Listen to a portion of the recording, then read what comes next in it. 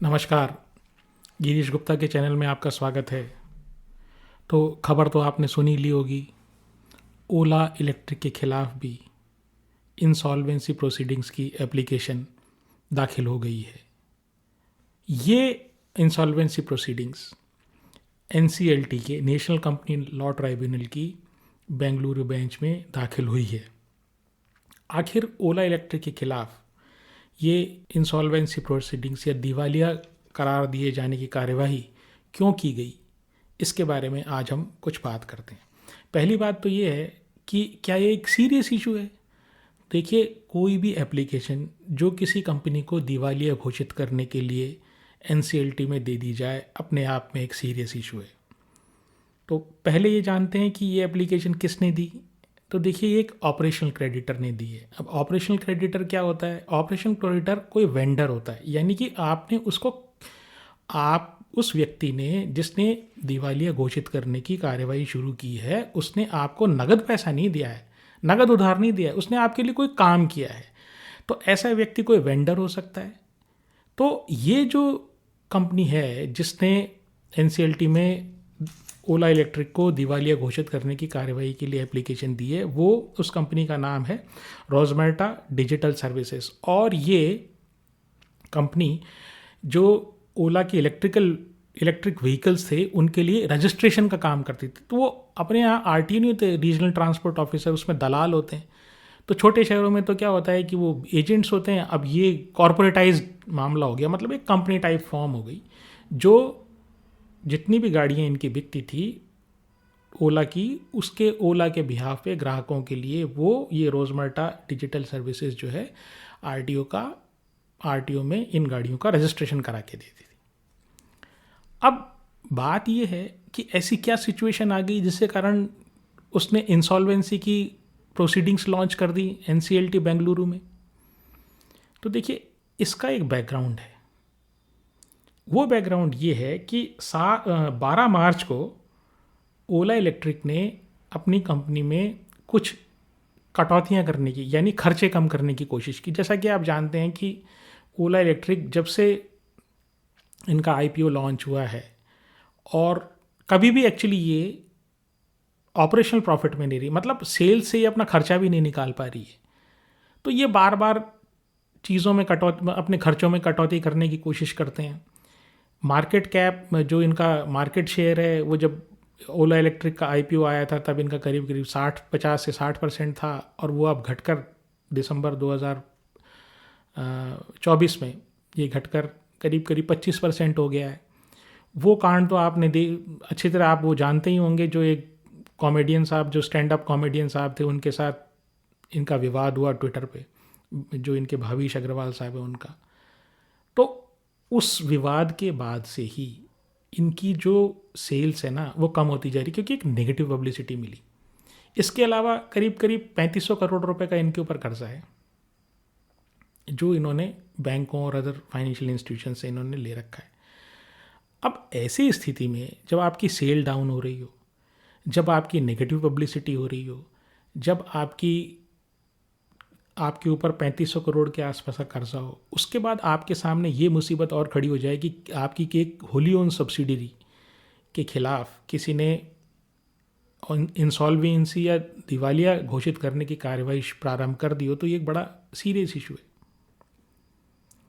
तो इन्होंने 12 मार्च के उस लेटर में ये कहा कि हम ये खर्चे कम कर रहे हैं, उसमें हम क्या क्या काम करेंगे। एक तो इन्होंने ये कहा कि जो हमारे जो रीजनल वेयर हाउसेज हैं, तो उनको हम ख़त्म कर रहे हैं। यानी कि इनकी जो गाड़ियाँ और स्पेयर पार्ट्स, जिस जगह, जैसे मान लीजिए आप दिल्ली में रहते हैं, तो ये इनका बेंगलुरु से इनकी गाड़ियाँ और स्पेयर पार्ट्स आते हैं, तो एक जगह ले जाके पहले इकट्ठा कर देते और फिर जैसे जैसे ज़रूरत होती थी उस गोदाम से निकाल लेते थे। तो इन्होंने कहा कि भाई अब ये कोई ज़रूरत नहीं है अब इसकी, इससे खर्चा हमारा होता है, तो हम तो क्या करेंगे, हम डायरेक्ट जो स्पेयर पार्ट्स और गाड़ियाँ हैं ना, डायरेक्ट हम शोरूम पे एज एंड वैन रिक्वायर्ड, जो कि जब भी ज़रूरत होगी हम डायरेक्ट इनको शिपमेंट कर देंगे, स्टोर नहीं करेंगे। ये तो एक बात। तो चलिए, इससे भी खर्चा कम हो जाएगा, वेयर हाउसिंग का खर्चा कम हो जाएगा। दूसरा क्या है कि इन्होंने ये कहा हम ऑटोमेटिक रजिस्ट्रेशन करना चालू कर देंगे, आरटीओ वाला। इसका मतलब ये हुआ कि जो रोजमर्टा डिजिटल सर्विसेज जो इनके बिहाफ पर आरटीओ से रजिस्ट्रेशन कराती थी और उसके बदले में ये कुछ फीस चार्ज करती थी, वो अब डायरेक्ट किसी सॉफ्टवेयर के थ्रू या किसी मैकेनिज्म के थ्रू खुद ओला इलेक्ट्रिक करना चाहती है। तो ठीक है, करे। तो मेरे समझ ये है कि इस बात पर इनके आपस में, यानी ये जो एजेंसी है रोजमर्टा डिजिटल सर्विसेज और ओला इलेक्ट्रिक, इनमें कोई ना कोई विवाद हुआ है। और विवाद होने के बाद रोजमर्टा डिजिटल सर्विसेज ने ये कहा कि भाई बात ये, आप मेरे को मेरा पैसा दे दो, जो पुराना मेरा बकाया वो सारा आप पेमेंट कर दो, और वो पेमेंट करने के बाद आप खुद करो या किसी और से करवाओ, हमें कोई आपत्ति नहीं है, बात जायज़ भी है। अब क्या वो ये जब विवाद बढ़ा होगा, ये मैं सिर्फ एक कंजेक्चर है, ये मेरा अनुमान है, सिर्फ ये सारी चीज़ों को देख के और पढ़ के जो मेरा अनुमान है वो मैं आपको बता रहा हूँ। तो ये जब विवाद ज़्यादा बढ़ गया तो या तो इन्होंने, ओला इलेक्ट्रिक वालों ने उसका पैसा काटा होगा, या इनके पैसे में आपस में कोई विवाद होगा, और बात इतनी ज़बरदस्त बढ़ गई होगी कि वो टूटने के कगार पर, मतलब इनकी रिलेशनशिप टूटने के कगार पर आ गए, और तभी रोजमर्टा डिजिटल सर्विसेज ने ये एक्सट्रीम स्टेप उठाया है। अब बात ये है कि देखिए, एज शेयर होल्डर्स हमें तो ये सब चीज़ें जो है ना ये पसंद नहीं होती, क्योंकि आपके दोनों के विवाद में आपने शेयर होल्डर्स को जिसको ये किया करते थे ना कि भाई ये ओला का शेयर जो है मल्टी बैगर होगा, तो बैगर हुआ कि नहीं हुआ, जो शेयर होल्डर्स जो है ना वो बैगर भिक्षुक की कैटेगरी में आने के हो गए, क्योंकि 146 रुपये का शेयर जो है वो 46 रुपये पे आ गया है। तो भाई भावेश अग्रवाल साहब, कम से कम इतनी मेहरबानी तो आप करते कि आप कम से कम हैंडली चीज़ों को ढंग से कर लिया करो। भाई आपका देखिए, कर्जदार तो अपन हैं, इसमें तो कोई शक है ही नहीं, और उस जो कर्जदार होता है ना वो दादागिरी नहीं कर सकता, मतलब वो रौब नहीं झाड़ सकता। और अगर डिस्प्यूट भी होता तो मैं ये समझता हूँ ये एक प्रमोटर की जिम्मेदारी है कि वो कंपनी उस मसले को शांति से निपटाए।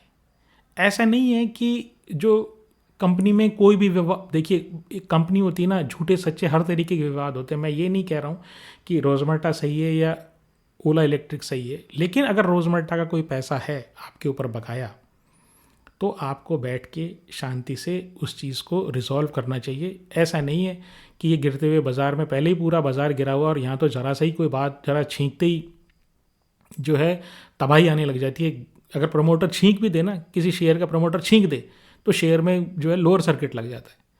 तो ऐसी स्थिति में ये विवाद ऐसा आया ही क्यों इस स्टेज तक इस चीज़ को लाने दे गया, मेरी समझ के बाहर है। और मैं नहीं समझता कि ये कोई अच्छे प्रमोटर के गुण हैं।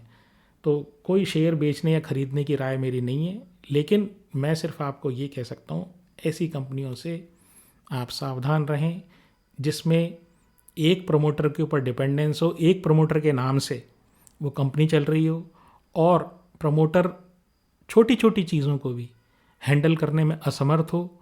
वो शायद एक अभिमान से ग्रस्त जैसे व्यक्ति एक होता है ना, कि हाँ हम सब देख लेंगे, उस तरीके की मुझे इनकी पर्सनैलिटी लग रही है। क्योंकि हर चीज़ में वो वादा कर रहे हैं, खर्चा कम करने की कोशिश कर रहे हैं, और इस तरह की सिचुएशन जब आती है और शेयर का दाम लगातार नीचे गिरता जा रहा है, इस तरह की चीज़ें आ रही हैं सामने। तो खैर, मंसूर अहमद जी कहते हैं कि सर मैं बंधन बैंक के बारे में मुझे बता दीजिए, मैं आपसे कई बार पूछ चुका हूँ और आप जवाब नहीं दे रहे। तो पहली बात तो ये मंसूर अहमद जी, आप शायद मैसेज नहीं पढ़ रहे हैं। आप मैसेज लिख देते हैं, उसके बाद वीडियो में इंतज़ार करते हैं, और वो जो हम थंबनेल लगाते हैं ना, उस पर आप फ़ोटो देख लेते हैं कि बंधन बैंक का आया है कि नहीं, आपने देखा ही नहीं। क्योंकि अगर आप देख लेते ना, वीडियोस देख लेते, तो आपको अपने क्वेश्चन का उत्तर मिल जाता। दूसरी बात ये, मैंने आपके हर मैसेज में साथ साथ ये लिखा है कि बंधन बैंक का हम पहले एनालिसिस कर चुके हैं, और इसलिए आप हमारा पुराना वीडियो कृपया देख लें। या हमने और माइक्रो छोटे बैंक जो है ना, स्मॉल फाइनेंसेस बैंक के, इसके बारे में भी डिस्कशन किया है, तो उस टाइम भी हम गाहे बगाहे बंधन बैंक के बारे में बात कर लेते हैं। खैर, आगे से सभी दर्शकों से निवेदन है कि जो आप मैसेज लिखे ना, उसको 1-2 दिन बाद ज़रूर आप ट्रेस करें कि मैंने क्या जवाब दिया है, क्योंकि मैं चाहे देर से हो, मैं जवाब अधिकतर प्रश्नों के जो जवाब है ना मैं दे देता हूँ। तो आप उसमें भी एक बार देख लीजिए, वो मेरे लिए भी सहूलियत हो जाएगी कि आपको अपने क्वेश्चन का आंसर के लिए इंतज़ार नहीं करना पड़ेगा, वहीं टेक्स्ट में आपको मिल जाएगा। और नहीं होगा तो फिर मैं जो वीडियो में देर सवेर चाहे हो, मैं वीडियो में उस चीज़ का आंसर अवश्य दूंगा। तो खैर मंसूर अहमद साहब, बात ये है कि माइक्रो फाइनेंस फोकस बैंक है, ठीक है। मतलब छोटे दुकानदार हुआ, छोटे रेडी वाले, अपने सब्जी बेचने वाले छोटे दुकानदार, है ना, तो खोमचे वाले, इन सब लोगों को ये लोन देता है। और जैसे हम बार बार ये कह रहे हैं कि जो माइक्रो फाइनेंस की हालत जो है वो ख़राब है, क्योंकि ओवरऑल जो इकोनॉमी की हालत है वो भी काफ़ी ख़राब है। अब ऐसी स्थिति में ये जो बैंक है वो, देखिए, कर्ज़ा देना आसान है लेकिन कर्ज़ा वसूलना मुश्किल है, ठीक है। तो हमेशा आपको जब भी बैंक या फाइनेंशियल सर्विसेज में आप इन्वेस्ट करें तो आप कम से कम इस तरह का बैंक या फाइनेंशियल सर्विसेज की, जो NBFC हुआ या कोई भी इस तरह का लेंडर हुआ, उधार देने वाला हुआ, उसकी इस बात की जांच पर अवश्य कर लें कि वो उधार देने में कितना उधार लेने में कितना सक्षम है, और ये आपको पिछली हिस्ट्री से उसकी पता लग जाती है। अब माइक्रो फाइनेंस में एक और दिक्कत है, लगातार अभी पिछले जो साल है उसमें काफ़ी सारी इलेक्शंस हुए, और इनका जो कंसंट्रेशन है, बंधन बैंक का कंसंट्रेशन है, वो है एक तो ईस्ट में, और वो एरिया जो है ना वो पॉलिटिकली बड़ा सेंसिटिव एरिया है। वहाँ से पैसे निकालना, वहाँ पे लोगों से, अगर आप लोन दे दिया, आपने लोन देने के बाद अगर उनसे लोन वसूलने गए और थोड़ी भी सख्ती की तो वो एक पॉलिटिकल इशू हो जाता है। तो ये एक बड़ा इशू जो है ये बंधन बैंक टाइप के बैंक्स में है।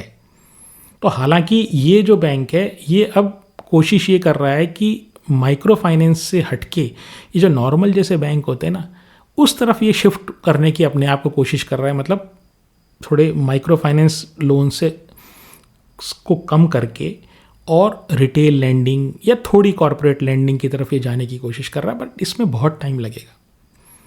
इसलिए इस शेयर का दाम अगर आप देखेंगे कि लगातार इसकी पिटाई हो रही है शेयर की, क्योंकि ओवरऑल बैंकिंग की हालत ख़राब है।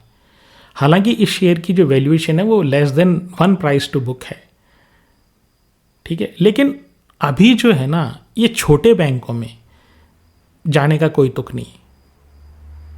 तो आशा है आपको अपने प्रश्न का जवाब मिल गया होगा मंसूर अहमद जी।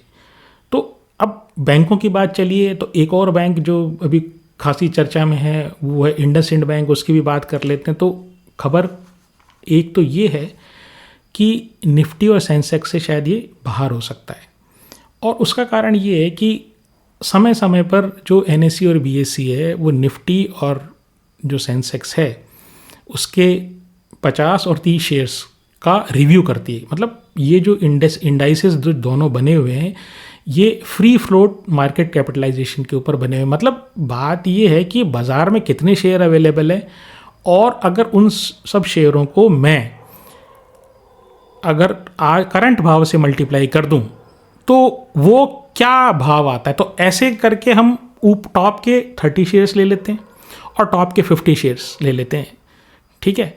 तो वो शेयर्स जो होते हैं ना वो निफ्टी और सेंसेक्स में शामिल हो जाते हैं, ठीक है। थोड़ा सा और डिटेल मैकेनिज्म है इसका, मैंने आपको सिंपल तरीके से बताया कि जो मार्केट कैपिटल, जो टॉप की 30 का मार्केट कैपिटलाइजेशन वाली कंपनी है वो सेंसेक्स में आती है, और टॉप की 50 मार्केट कैपिटलाइजेशन वाली कंपनीज जो है ना वो निफ्टी में आती हैं। तो अब क्या है कि ये जो BSE जो है रिव्यू करेगा 30 अप्रैल को, और जो BSE के सेंसेक्स में जो चेंज आएंगे वो जून माह से आएंगे, और NSE रिव्यू करेगा 31 जुलाई के आसपास, और उसके जो कॉन्स्टिट्यूएंट चेंज होंगे निफ्टी में, अगर कोई निफ्टी से बाहर होगा और कौन सा शेयर अंदर जाएगा तो वो सितंबर में होगा। और चूंकि शेयर में जो इंडसइंड बैंक के शेयर में काफ़ी गिरावट हो गई, 30-35% की गिरावट हो गई है, तो ये मार्केट कैपिटलाइजेशन में अभी जो आजकल की बात मैं बता रहा हूँ उसमें करीब 57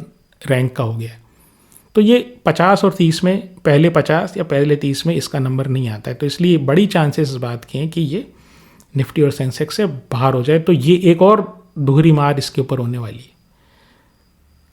तो जो आपके निफ्टी ईटीएफ या सेंसेक्स ईटीएफ है, जो पैसिव फंड्स जिनको बोलते हैं, वो निफ्टी और सेंसेक्स जैसे चेंज होते हैं वैसे वैसे अपना पोर्टफोलियो भी चेंज करते हैं। तो वो अगर ये इंडसइंड बैंक निफ्टी और सेंसेक्स से बाहर होता है तो इसको बेच के जो नया एंटर होने वाला शेयर है उसको खरीदेंगे, तो फिर इसके भाव के लिए प्रॉब्लम आ सकती है। दूसरी चीज़ ये कि एक जो मीडिया में रिपोर्ट्स आ रही हैं उसके अनुसार ये है कि जो सुमंत कठपालिया जो एमडी और सीईओ हैं इंडसइंड बैंक के, उन्होंने जो 23 से लेके मई 23 से लेके दिसंबर 24 में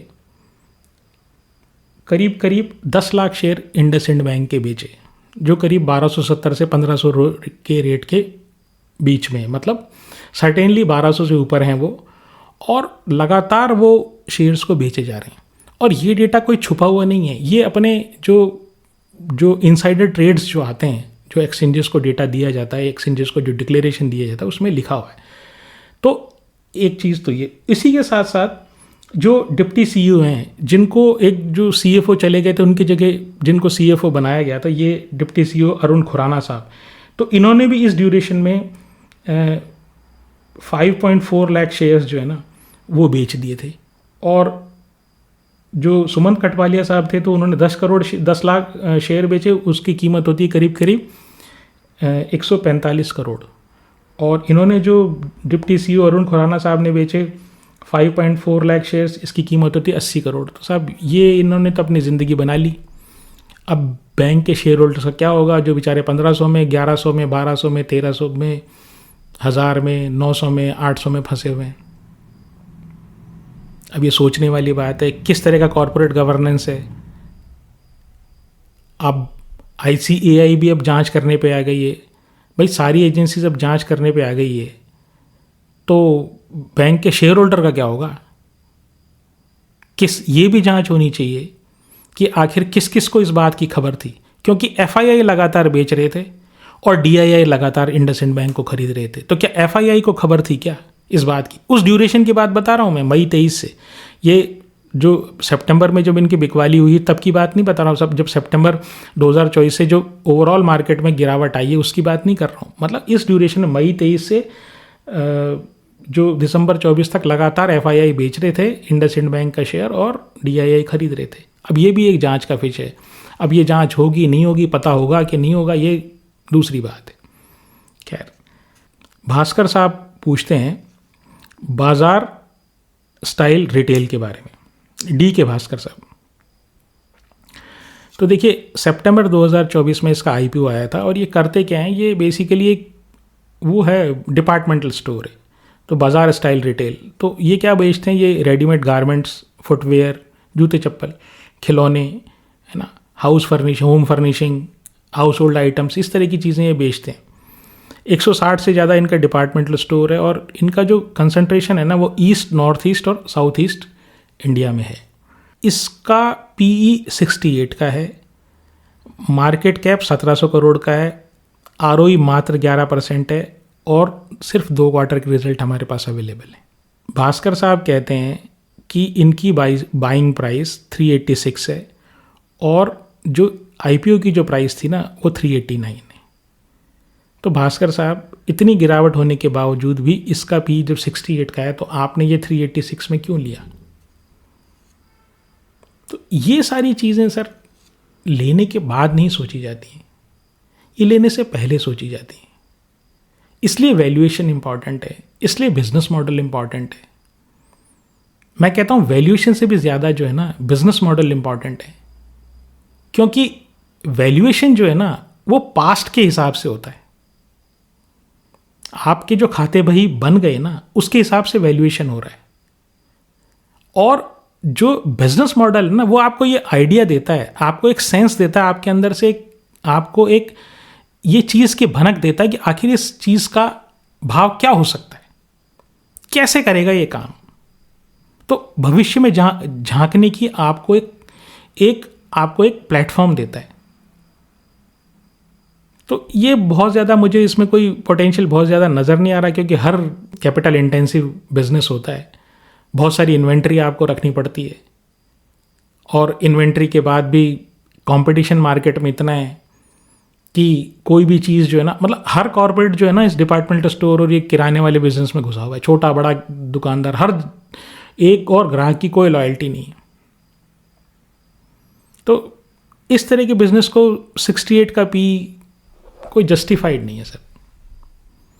खैर, अंकित चांपानी एरिया साहब जो है ना वो गांधार ऑयल रिफाइनरी के बारे में पूछते हैं। तो देखिए, ये जो है ना इंडिया में मार्केट लीडर है, और क्या बनाती है, ये वाइट ऑयल में मार्केट लीडर है। अब ये वाइट ऑयल क्या हुआ, तो अपने ये जो जितने भी ऑयल आते हैं ना, ठीक है ना, कॉस्मेटिक्स की जो अपने लोशन आते हैं, क्रीम्स आती हैं, जो उनका जो बेस होता है ना वो वाइट ऑयल से बनता है। वाइट ऑयल क्या होता है, ये मिनरल ऑयल होता है, जो पेट्रोलियम से क्रूड जो होता है ना, क्रूड से पेट्रोलियम्स को बहुत ज़्यादा, उसको जब मैं रिफाइन कर देता हूँ, बहुत एक्सट्रीम प्योरिटी का जब मैं उसको बना देता हूँ, तो वो गंधहीन और रंगहीन पानी जैसा बन जाता है, पानी के कलर जैसा। तो उसको, जैसे पानी को कहते हैं पानी का कलर क्या है, तो कोई ये नहीं कहते कलरलेस है या बिना कलर का, अलग कहते हैं पानी सफ़ेद है। तो इसलिए इसका नाम, ये जो ऑयल जो बनाते हैं ना, ये इसको वाइट ऑयल बोलते हैं, सफ़ेद ऑयल। ठीक है। अब ये एक तो ये जो वाइट ऑयल है, इसमें पेट्रोलियम जेली, ठीक है, वैसलीन जिसको बोलते हैं वो है, क्रीम का बेस है, ठीक है, दवाइयों का बेस है, ठीक है, फार्मास्यूटिकल में, और जो फूड प्रोसेसिंग में भी ये काम आता है। तो एक तो ये काम है इनका, तो ये ऑयल बेचते हैं, तो उससे इनसे करीब करीब इनका रेवेन्यू जो है ना 47% आता है। फिर ये लुब्रिकेंट्स भी बनाते हैं, तो इसमें ऑटोमोटिव ऑयल, ये जो अपने कैस्ट्रॉल वगैरह के जो ऑयल आते हैं वो वाले, तो इस तरह के ऑयल आपको वो 28% करीब करीब रेवेन्यू आता है। फिर स्पेशल पर्पज़ ऑयल जो जिसको बोलते हैं, जैसे ट्रांसफार्मर ऑयल, तो आपने अगर वोल्टेम्प वाला हमारा वीडियो देखा हो तो उसमें हमने बताया था कि जो ऑयल जो होता है ना उसको ठंडा करने के काम आता है, और इंसुलेटर का काम भी करता है। अगर आपने नहीं देखा वोल्टेम्प वाला वीडियो तो एक बार आप देख लें, तो वहाँ हमने बताया था कि ये जो ट्रांसफार्मर ऑयल का क्या पर्पज़ होता है। तो कूलेंट का काम करता है, एक जो मेन काम है, दूसरा इंसुलेशन प्रोवाइड करता है। तो वो भी ये बेचते हैं, तो करीब करीब 9% वहाँ से इनका रेवेन्यू आता है। अब इनके अच्छे अच्छे क्लाइंट्स हैं, हिंदुस्तान यूनिलीवर इनका क्लाइंट है, बजाज इनका क्लाइंट है, डाबर, इमामी, मैरिको, पतंजलि। 1300 करोड़ का इसका मार्केट कैप है, ROE 15% है, डेट टू इक्विटी हर 100 रुपये पे 19 रुपये का कर्ज है, और PE 17 है, तो रीजनेबल PE है। 3 साल की सेल्स ग्रोथ में देखूं तो 23% है, प्रॉफिट ग्रोथ 12% है। लेकिन मार्च 2024 में इनका कैश फ्लो फ्रॉम ऑपरेशंस जो है ना वो नेगेटिव हो गया। प्रमोटर के पास 65% है, FII के पास लगभग 1% है, DII के पास 2% है, और 33% पब्लिक के पास है। तो B2B सेगमेंट है अंकित जी, B2B सेगमेंट में यानी बिजनेस टू बिजनेस सेगमेंट में वहाँ मार्जिन वैसे ही कम होता है। अब अगर कंज्यूमर कंपनीज़ की जैसे ये बजाज, डाबर, मैरिको, इनकी सबकी डिमांड बढ़ेगी, बाज़ार में डिमांड आएगी, तो वाइट ऑयल की डिमांड भी आएगी, और फिर इनका धंधा भी चलेगा। तो कंज्यूमर कंपनियों की अगर हालत ख़राब है तो ऑफकोर्स गांधार ऑयल रिफाइनरी की हालत भी ख़राब होने वाली है। तो इनका भविष्य जो है ना, ये हमारे क्रीम पाउडर, ये वाले पाउडर तो खैर नहीं, क्रीम और ये जो ऑयल और इस तरह के जो प्रोडक्ट्स जो हैं, ये जो FMCG कंपनी बनाती है, तो आप इनके ऊपर डिपेंडेंट है इसका भविष्य काफ़ी हद तक। ठीक है, क्योंकि इंडस्ट्रियल ऑयल में जाएंगे, ऑटोमोबाइल ऑयल में जाएंगे, तो वहाँ तो बहुत सारे प्लेयर्स हैं। तो जैसे मैंने बताया करीब करीब 47% इनका बिजनेस ये वाइट ऑयल से आता है। तो इस कारण से जब तक FMCG की वो कंपनियां नहीं चलेंगी, इसमें गांधार ऑयल रिफाइनरी भी नहीं चलेगी।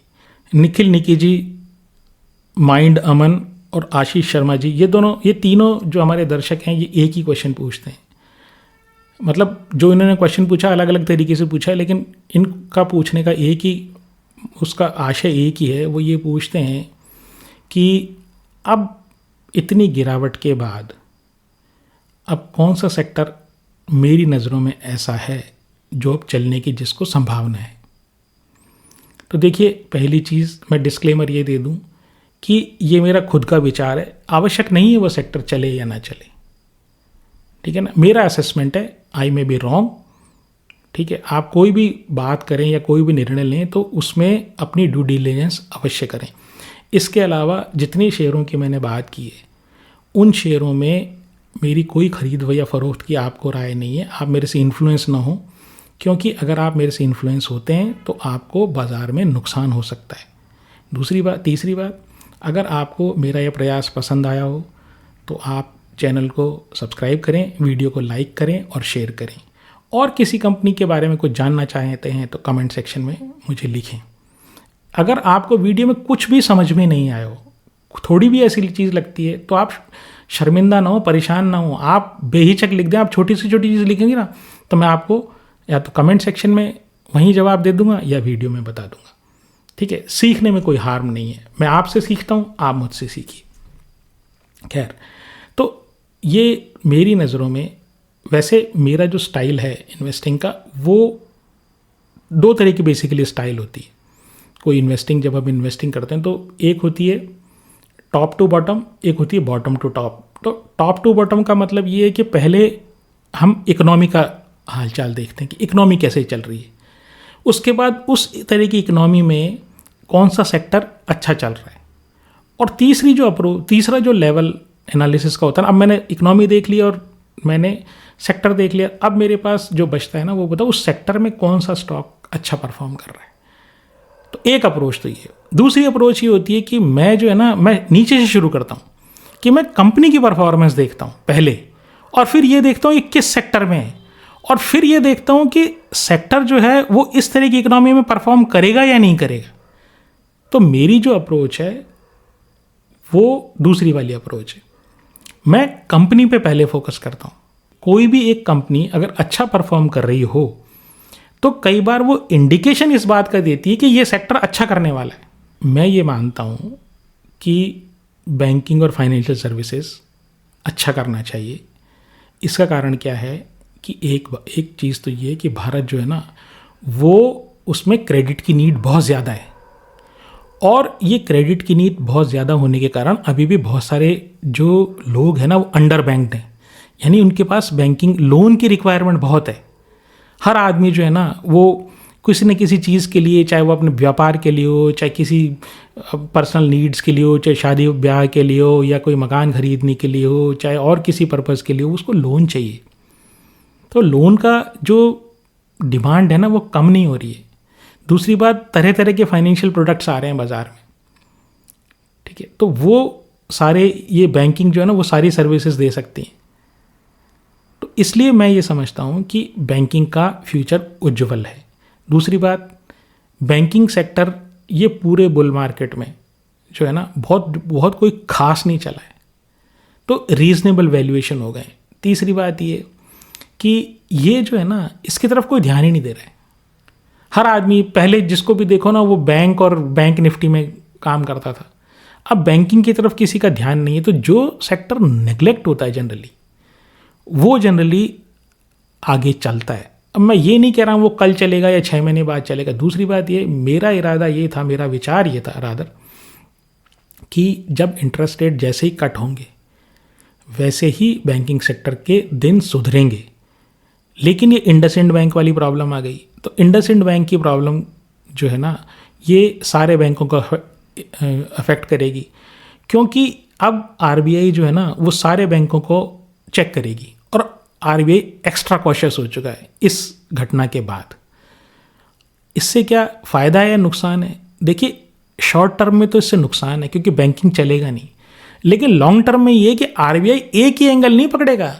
अब आप ये अगर आप ये सोच रहे हैं कि ये सिर्फ वो डेरिवेटिव वाला, फॉरेन एक्सचेंज के डेरिवेटिव वाली चीज़ को की अकाउंटिंग को चेक करके बाहर निकल जाएंगे, ऐसा नहीं है। एक बार आरबीआई जब अंदर घुसती है ना तो उसको जिस एरिया में डाउट होता है ना, जैसे उनको पीएल में डाउट है, पर्सनल लोन वाले एरिया में डाउट है, तो वो हर बैंक की एक बार घुसने के बाद हर बैंक की इस तरह से चेकिंग करेंगी। वो बात दूसरी है कि वो लोगों को शांत करने के लिए, पैनिक से बचाने के लिए ये कहती है कि भाई नहीं, बैंकिंग सेक्टर में सब ठीक है। ऐसा नहीं है कि बैंकिंग सेक्टर में कोई खराबी हो रही है या इंडसइंड बैंक कोई डूब रहा है। मतलब इंडसइंड बैंक के स्पेसिफिक रेफरेंस में जैसे आरबीआई ने कहा कि नहीं, वेल कैपिटलाइज सही है, आपका डिपॉजिट में कोई दिक्कत नहीं आएगी। आज तक हिंदुस्तान में किसी व्यक्ति का पैसा शेड्यूल्ड कमर्शियल बैंक यानी कि जिनको आरबीआई गवर्न करती है उसमें डूबा नहीं है। तो वो तो बिल्कुल मैं कॉन्फिडेंट हूँ। लेकिन मैं ये कह रहा हूँ कि जब आरबीआई अंदर बैंकों में घुसेगी तो वहाँ पर वो काफ़ी चीज़ें चेक करेगी, और इससे क्या है, बैंकों की जो बैलेंस शीट है ना, उसमें जो गंदगी है ना, वो बाहर आ जाएगी। ठीक है, अब आप उस तरह को ऐसे समझिए, कोई घाव हो रहा है और किसी व्यक्ति ने उसको छुपा रखा है और एकदम वो सामने आ गया। सामने आने के बाद फिर क्या है, लोग बाग उसकी पकड़ के उसको चीरा लगाते हैं, उसका जो पस है वो बाहर निकालते हैं, उसकी ड्रेसिंग करते हैं, बीटाडाइन लगाते हैं और पट्टी बांधते हैं। 2-4-5 दिन में, 10 दिन में सही हो जाता है वो आदमी। तो वही बैंकिंग का होने वाला है। तो ये बहुत अच्छी चीज़ एक तरीके से हुई है, लेकिन आप इमीडिएटली कोई एक्शन नहीं लेना है। इमीडिएटली आप पहले चीज़ों को अनफोल्ड होने दीजिए, जल्दबाजी में मत करिए आप कोई भी। और आप ये देखिए कौन सा बैंक बहुत अच्छा परफॉर्म कर रहा है और किस बैंक की। और मैं फिर आपको कह रहा हूँ कि आप कोशिश ये कीजिएगा छोटे बैंकों में ना रहें। टॉप के 3 या 4 प्राइवेट सेक्टर बैंक और पब्लिक सेक्टर का एकमात्र बैंक, ये आपकी अब प्रायोरिटी होनी चाहिए। चलेंगे सारे, अगर बैंकिंग सेक्टर चल गया तो सारे चलेंगे, लेकिन फिर वही फंसने वाली बात। तो ऐसे बैंकों को देखिए जिनके बहुत पिटाई हो चुकी, जो एक रेंज में चल रहे हैं, जिनको आपको ये लगता है यहाँ ये प्राइवेट सेक्टर के बड़े अच्छे बैंक्स हैं और मतलब चले नहीं हैं, इनके ऊपर वॉच रखिए। और वॉच रखने के बाद धीरे धीरे अकोमुलेट कीजिए। जब वो चलने लगेंगे ना, आपके हाथ में नहीं आएंगे। तो आज के लिए इतना ही। नमस्कार, धन्यवाद, जय हिंद।